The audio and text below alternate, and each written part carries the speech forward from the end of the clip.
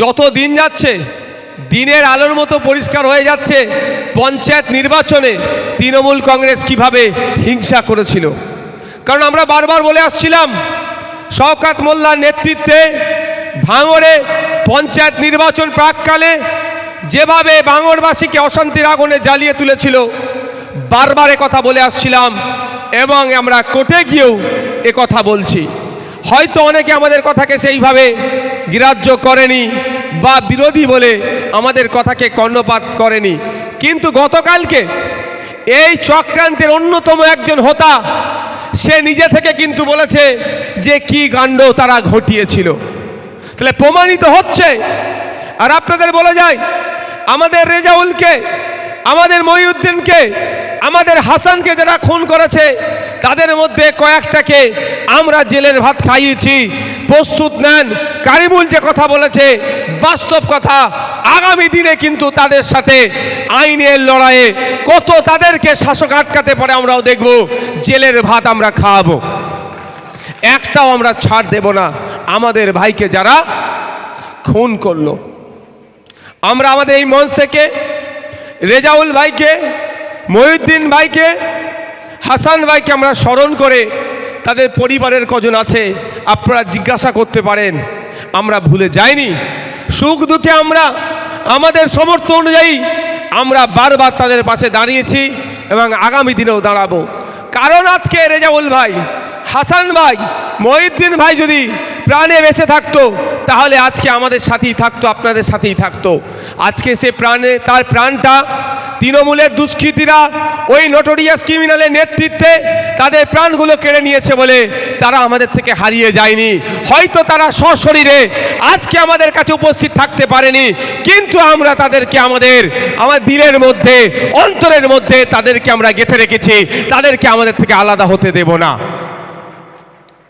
বন্ধুগণ, রক্তদান শিবির এখন পর্যন্ত কত রক্ত দিয়েছে সঠিক জানা নাই, তথ্যটা আপনাদের দিচ্ছি। তাদের স্মৃতির উদ্দেশ্যে রক্ত দেওয়া হচ্ছে। আজকে হাসানের স্মৃতির উদ্দেশ্যে, রেজাউলের স্মৃতির উদ্দেশ্যে, মহিউদ্দিনের স্মৃতির উদ্দেশ্যে রক্ত দিয়ে তারা আজকে আমাদের মধ্যে বেঁচে নাই, প্রাণে নাই, কিন্তু তাদের রক্ততে অন্যের যাতে প্রাণ বাঁচে তার ব্যবস্থা আমাদের ভোগালী 1 নম্বর অঞ্চল কমিটি করছে। চালতাবেড়িয়া অঞ্চল কমিটি করেছিল, ওখানে 753 জন মানুষ এগিয়ে এসেছে। চালতাবেড়িয়ার মানুষজন এগিয়ে এসে বেটা প্রমাণ করে দিয়েছে যে আপনারা প্রাণে মারলেও, আপনারা আমাদের রেজাউলকে কেড়ে নিলেও, আপনারা আমাদের মহিউদ্দিনকে কেড়ে নিলেও, আপনারা আমাদের হাসানকে কেড়ে নিলেও, হাসানের ভালোবাসা, মহিউদ্দিনের ভালোবাসা, রেজাউলের ভালোবাসা আমাদের অন্তর থেকে যায়নি। তাই ভালোবাসার জন্য আমরা 753 জন মানুষ রক্ত দিয়েছি। 1000 পার হয়ে যেত। যারা রক্ত নিতে এসেছিল তাদের আর কুপন, এটাকে ব্যাগ বলে, রক্তের ব্যাগ বলে, পাউচ বলে, পাউচ বলে, সেটা শেষ হয়ে গিয়েছিল অলরেডি। এখন খবর পেলাম ভোগালী 1 নম্বর অঞ্চলের নেতৃত্বে আমার এই 3 ভাইয়ের স্মরণে যে রক্তদান শিবিরের প্ল্যাটফর্ম করেছে ভোগালীর মায়েরা, ভোগালীর বাপেরা, ভোগালীর আইএসএফ এর সমর্থকেরা, আইএসএফ এর নেতৃত্বের উদ্যোগে অলরেডি 400 আমরা পার করে দিয়েছি। আমাদের লড়াইটা এইরকম হওয়া দরকার। গুলির বদলে গুলি দিয়ে লড়াই নয়। যদি চোখের বদলে চোখের লড়াই হয়, কেউ একজনের একটা চোখ তুলে নিয়েছে, অন্যজন চোখ প্রতিবাদের চোখ তুলে নেবে, তাহলে পৃথিবীর মানুষ তো অন্ধ হয়ে যাবে ভাই। তাহলে আমাদের লড়াইটা কিভাবে করা দরকার? এখানে সাদা ভাইরা, এখানে আপনারা যারা নেতৃত্ব যারা আছেন তাদের নেতৃত্বে কারিমুল যারা আছেন, রাইনুর আছেন, মোস্তফা আছে, 460 জন অলরেডি রক্ত দিয়েছে, অলরেডি এখানে দেওয়া হয়ে গিয়েছে। মোস্তফা আছে, ওইদিকে আপনার নারায়ণপুর অঞ্চল আছে, প্রাণগঞ্জ অঞ্চল আছে, জাগলগাছি অঞ্চল আছে, বেউতা আছে, আর এদিকে আপনার গাজীপুর অর্থাৎ পোলেরহাট অঞ্চল। এরা এদের নেতৃত্বে যে লড়াইটা, সংগ্রামটা সংগঠিত করছে, এর সাথে ওই নটোরিয়াস ক্রিমিনালরা পেরে উঠতে পারছে না। কারণ এদের লড়াই সমাজ ব্যবস্থা পরিবর্তনের লড়াই, এদের লড়াই যে আমাদের কর্মীকে খুন করেছে, আমরা ওদের কর্মীকে খুন করব না। আমাদের কর্মীকে খুন করেছে তাদেরকে যোগ্য জবাব দেব, আমাদের রক্ত দিয়ে ওদের কর্মীরা যদি প্রাণে বাঁচে তার সুযোগ আমরা করে দেব। এই লড়াইয়ে তারা পেরে উঠতে পারছে না, কারণ বাস্তবিক অর্থে আমি বলেছিলাম এতে আপনার চালতাবেড়িয়া অঞ্চলে, চালতাবেড়িয়া স্কুল মাঠে বলেছিলাম যে আমাদের লড়াইটা এরকম হোক।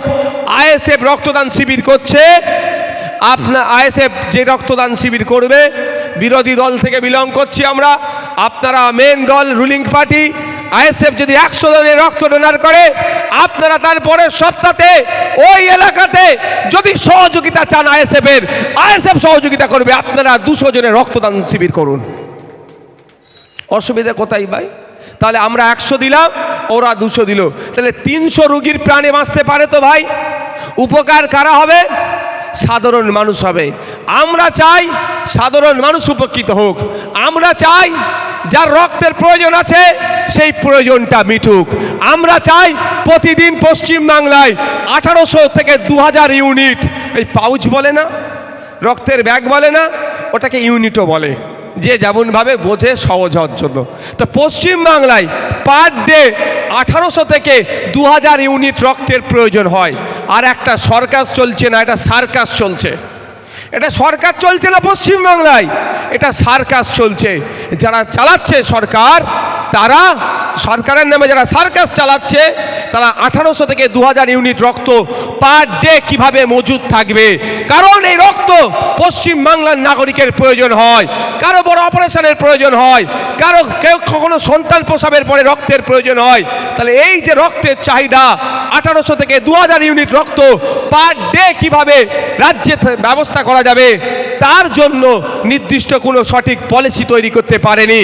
আমরা যারা বিরোধী দল থেকে আছি, অনেক মন্দির কমিটি, মসজিদ কমিটি, ঈদগাহ কমিটি, দুর্গা উৎসব কমিটি, রবি দিবস কমিটি, আইএসএফের মতো অন্যান্য রাজনৈতিক দলেরা বিভিন্ন জায়গায় রক্তদান শিবির করে মানুষের ওই পার ডে যাতে 2000 ইউনিট রক্ত অ্যারেঞ্জ করা যায় তার ব্যবস্থা যখন করছে, ওই অপদার্থগুলো যারা সরকারের নামে সার্কাস চালাচ্ছে, সহযোগিতা তো দূরের কথা, রক্তদান শিবিরগুলোকে কিভাবে বানচাল করা যায় তার সর্বোচ্চ চেষ্টা করছে। এই অপদার্থদের জবাব কিভাবে দিতে হবে? ওরা রক্তদান শিবির করে না, আমরা যখন করি করে অল্প স্বল্প, আমরা যখন করছি আমাদেরকে আটকাচ্ছে। তাই জবাব ভোটের মাধ্যমে এদেরকে দিতে হবে। এর জবাব কিসের মাধ্যমে দেবেন? ভোটের মাধ্যমে। কোনো লাঠি সুটা পিলি গুলি পিস্তলের লাগবে না, জবাবটা ভোটের মাধ্যমেই দিতে হবে। তাই বন্ধুগণ, আমাদের সজাগ সতর্ক থাকতে হবে।